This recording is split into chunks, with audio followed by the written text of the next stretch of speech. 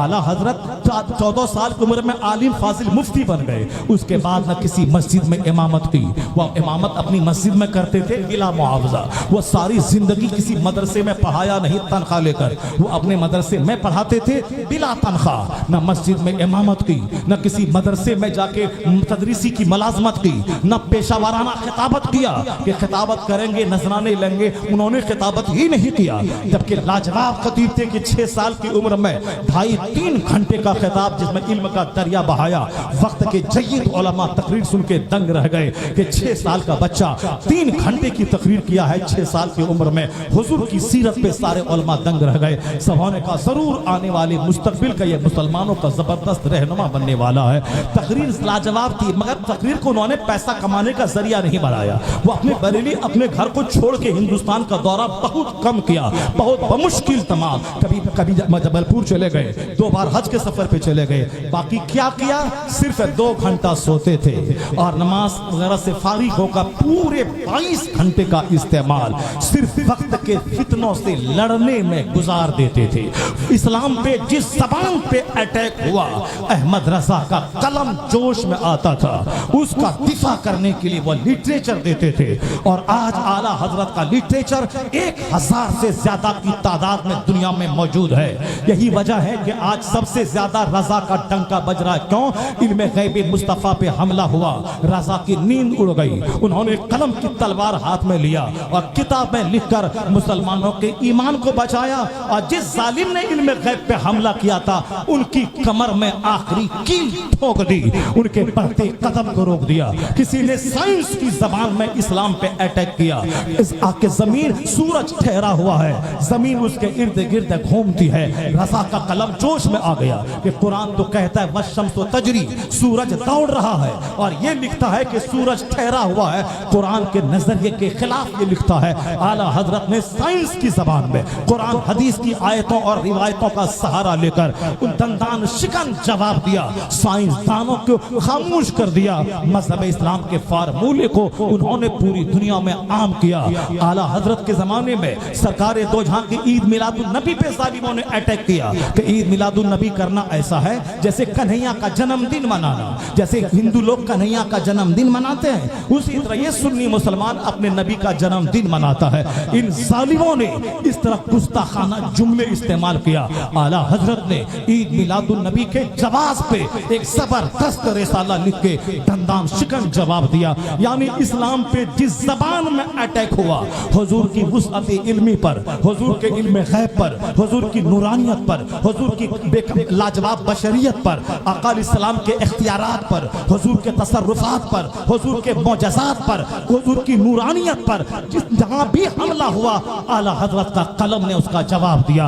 1000 के करीब लिटरेचर दुनिया में दिया। जब हिंदुस्तान के करोड़ों मुसलमानों ने देख लिया, मैं मुरीद हूँ फुलवारी से मगर ईमान बचाता है अहमद रजा, मैं मुरीद हूँ गुलबर्गा से पर ईमान बचाता है अहमद रजा, मैं मुरीद हूँ कलकत्ता से पर ईमान बचाता अहमद रजा, तो मुसलमानों ने बैक ज़बान कहा मेरा पीर हजरत है और सुन्नियों का ईमान बचाने वाला अहमद रजा आला हजरत है। मेरा इमाम इमाम है और अहमद रजा इमामुल मुस्लिमीन है, इमामुल मोमिनीन। जो जिसका काम जितना बड़ा होता है उसका नाम उतना बड़ा होता है।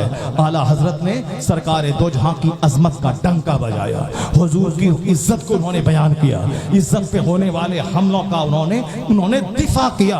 तो अल्लाह ने जब देखा कि ये अहमद रजा है जो मेरे महबूब की शान बयान करता है, इस्लाम की शान बयान करता है, बगैर किसी जाहिरी कमाई के अपने घर में अपनी जमीन की आमदनी से किताबें छपवा कर मंजर इस्लाम कायम करके रजा जामा मस्जिद बनवा के यह सुन्नियत और अहले सुन्नत का काम कर रहा है। तो जब रजा ने डंका नबी का बजाया और ये सारे दुश्मन धाराशायी हो गए, जो कहता था 12 वफात 12 वफात 12 वफात, 12 रबीउल अव्वल को नबी की वफात हुई है, ये लोग खुशी मना रहा है, ईद मिलादुन नबी कर रहा है, ये तो कन्हैया के जन्मदिन की तरह हो गया। उस दिन तो नबी वफात पाए हैं, 12 वफात 12 वफात। अब पैदाइश तो नबी की 9 रबीउल अव्वल को ہوئی ہے، ایک الگ سے ڈرامہ شروع کیا ان لوگوں نے، بہت بڑا ایسٹرولوجر بن گئے، علم نجوم کے حساب سے تاریخ پیدائش ثابت کر رہے ہیں۔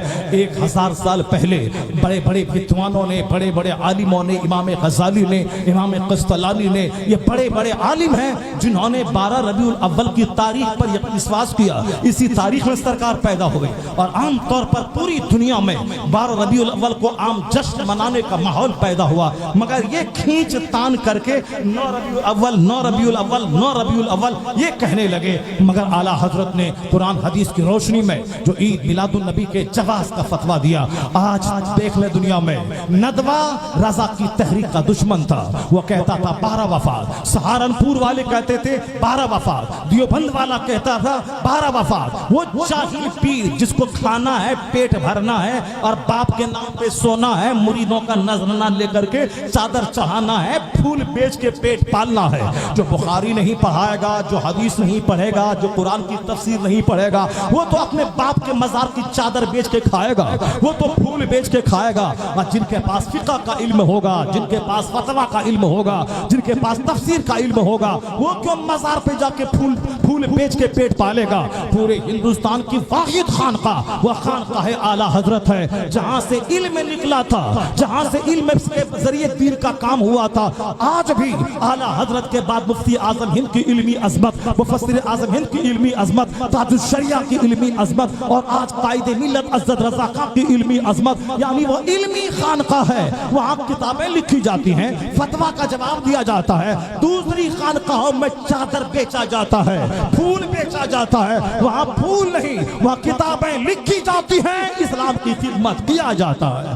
اتنے دشمنوں کے درمیان ندوہ، دیوبند، علی گڑھ کے بارڈر میں پڑھے لکھے لوگ سب 12 وفات 12 وفات، یہ گاؤں دیہات کا گلابی سنی 12 وفات 12 وفات۔ لیکن آج الحمدللہ شرق سے لے کے غرب تک پورے ہندوستان میں عید میلاد النبی کا جھنڈا بلند ہو رہا ہے۔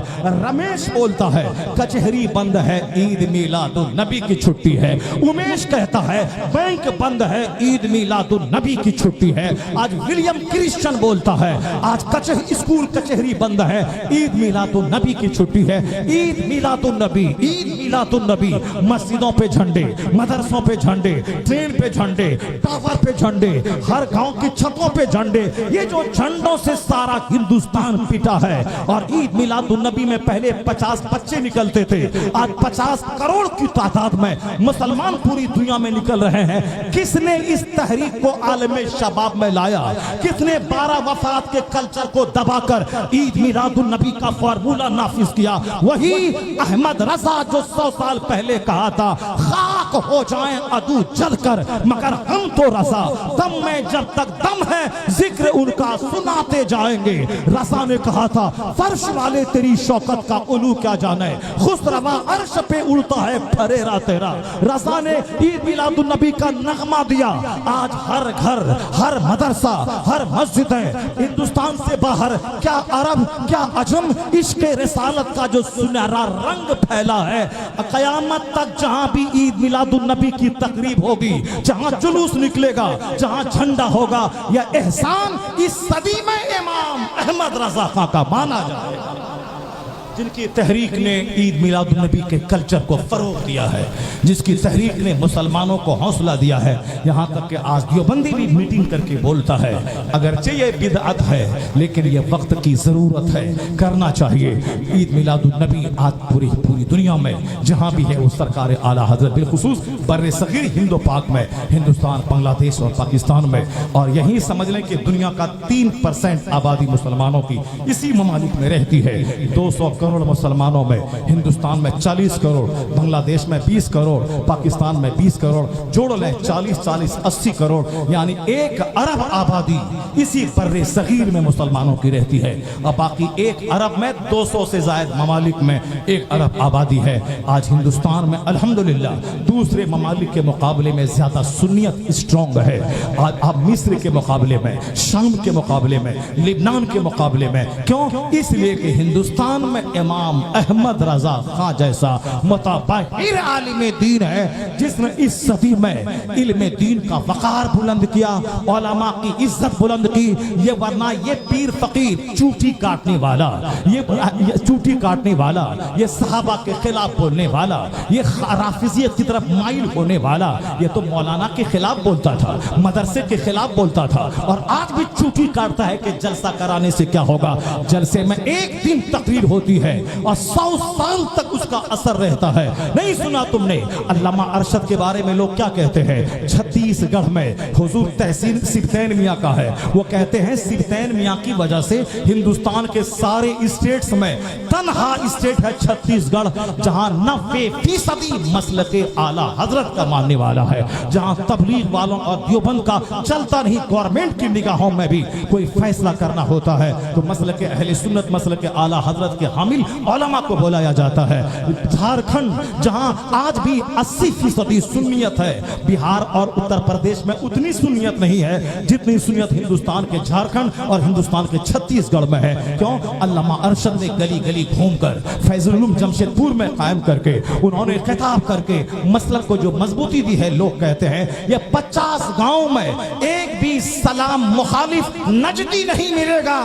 کیوں؟ یہاں 50 سال پہلے علامہ کا قدم پڑا تھا، علامہ نے تقریر کی تھی، نظامی صاحب نے خطاب کیا تھا، مفتی اعظم ہند نے لوگوں کو مرید کیا تھا۔ ایک بار عالموں کا قدم پڑتا ہے، مسلک مضبوط ہو جاتا ہے، آنے والی نسلوں کے دل دماغ میں اسلام بیٹھ جاتا ہے۔ اس لیے جلسہ کو جلسہ مت سمجھنا کہ پیسہ لگتا ہے، پیسہ لگتا ہے، ورنہ اس طرح کے کام چور تو یہ بھی بولیں گے حج کرنے میں 10 لاکھ لگتا ہے، کیا فائدہ ہے؟ مکہ مدینہ دیکھ کے چلایا، کیا ملا؟ قربانی کرنے میں 1 لاکھ لگتا ہے، کیا فائدہ ہوا؟ اسی 1 لاکھ سے غریبوں کی شادی کروا دینے کا۔ یہ وہ رذیل اور خسیس بولتا ہے جو کسی غریب کی شادی میں 10,000 روپے دیتا نہیں ہے، ورنہ بمبئی کا سیٹ جو 5 لاکھ کا بکرا خریدتا ہے وہ 25 لاکھ خرچ کر کے 100 غریب بیٹی کی شادی بھی کرواتا ہے۔ اس کا مقصد غریبوں کی مدد نہیں ہے، اس کا مقصد ہے چونٹی کاٹ کے جلسے کو رکوانا، سنیت کی تحریک کو رکوانا، کام کرنے والے کا منوبل توڑنا، ان کو نرفز کر دینا۔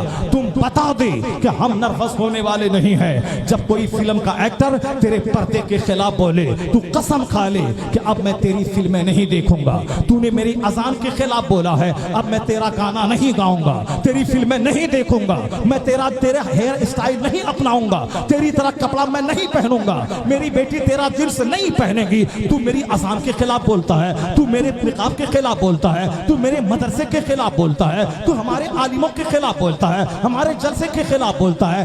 میرے بیٹے کو غصہ آنا چاہیے۔ اب میں تیری فلمیں نہیں دیکھوں گا، تیرا ڈائلگ نہیں بولوں گا، تیرا گانا نہیں سنوں گا، میں تیرا کپڑا نہیں پہنوں گا، تیرا ہیئر اسٹائل نہیں اپناؤں گا، تیری طرح گلے میں اور ہاتھ میں بالا مالا نہیں پہنوں گا۔ اگر تیرے پاس ایمانی رمق موجود ہے تو تو بولے گا میں ناچنے والے کا فالوور نہیں، میں تو محمد عربی کا فالوور ہوں، ان کا پیغام مانوں گا، اس پر عمل کروں گا۔ جہاں یہ جنون بہا مصطفیٰ کے فالو کرنے کا، ہندوستان بھی تمہارا ہے، امریکہ بھی تمہارا ہے، پوری دنیا تمہاری ہے، اللہ کا وعدہ ہے تو مصطفیٰ کا غلام بن جا، اس دھرتی کا تجھے امام بنا دے گے۔ ہم نے غلامی کر لی ان کافروں کی، آج آواز آ رہی ہے کہ کافروں کی غلامی مت کر، شان سے رہ، مسجدوں کو آباد کر، مدرسوں کو آباد کر، حضور کی سیرت کا مطالعہ کر، چھوٹی چھوٹی باتوں کو چھوڑ کے بڑی باتوں کو لے۔ تمہارے سامنے آخرت کا مسئلہ ہے، تمہارے سامنے جنت کا مسئلہ ہے۔ روزانہ گھر میں جنت کا چرچا ہو، روزانہ گھر میں آخرت کا چرچا ہو، روزانہ گھر میں حضور کی سنت کا چرچا ہو، روزانہ گھر میں سیدہ فاطمہ کے پردے کا چرچا ہو، روزانہ آقا علیہ السلام کیوں دنیا میں آئے، انہوں نے کیا دنیا میں پرچار کیا، اس تعلیمات محمدی کا چرچا ہونا چاہیے، کم سے کم 10 منٹ ہی صحیح، تاکہ گھر میں سکون ملے، گھر میں چین ملے۔ آج ہر آدمی اپنا گھر چھوڑ کے باہر بھاگنا چاہتا ہے، کوئی اوٹی جاتا ہے، کوئی ڈل جھیل دیکھنے جاتا ہے، کوئی اجمیر بھاگ رہا ہے، کوئی وہاں تھائی لینڈ جا رہا ہے، یعنی گھومنے کا کلچر شروع ہوا ہے۔ اسکول بند ہے، میاں بیوی بال بچوں کو لیے اب گھوم رہا ہے، گھر میں رہنے کو من ہی کرتا ہے۔ ٹھیک ہے چلو گھوم کے آگے کشمیر سے، کم سے کم سال بھر تو آرام سے رہو، نہیں 2 دن کے